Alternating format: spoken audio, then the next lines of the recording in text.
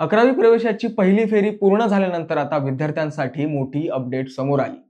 शिक्षण विभागाने 11वी ऑनलाईन प्रवेशाच्या दुसऱ्या फेरीचे वेळापत्रक जाहीर केले. दुसरी फेरी 6 जून पासून सुरू होणार आहे. या फेरीमध्ये विद्यार्थ्यांना अर्जामध्ये दुरुस्ती करण्याची, नवीन महाविद्यालयांच्या पसंतीक्रम भरण्याची आणि आवश्यक बदल करण्याची संधी मिळणार आहे. 6 जून रोजी सकाळी 8 वाजल्यापासून विद्यार्थ्यांच्या लॉग इन मध्ये ही सुविधा उपलब्ध होणार असून 9 जूनच्या सायंकाळी 6 वाजेपर्यंत अर्जात बदल करता येतील. ज्या विद्यार्थ्यांना अद्याप 11वी प्रवेशासाठी अर्ज भरलेला नाही त्यांनाही या कालावधीत नव्याने अर्ज करण्याची संधी देण्यात आली आहे. महत्त्वाची बाब म्हणजे या फेरीमध्ये सर्व विद्यार्थ्यांचे अर्ज अनलॉक करण्यात येणार आहेत. त्यामुळे अर्जातील भाग 1 आणि भाग 2 पुन्हा एकदा तपासून लॉक करणे आवश्यक असणार आहे. आता सर्वांच्या नजरा लागल्या आहेत दुसऱ्या गुणवत्ता यादीकडे.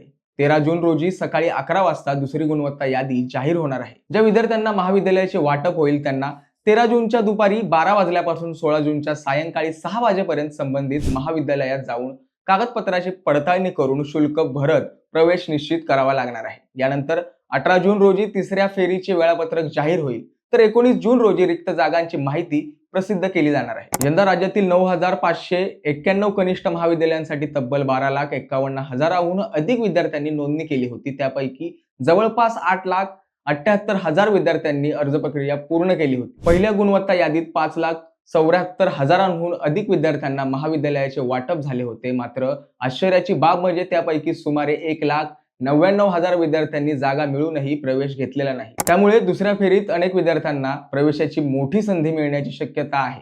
जर तुम्ही 11वी प्रवेशासाठी अर्ज केला असेल तर 6 ते 9 जून दरम्यान तुमचा अर्ज नक्की तपासा.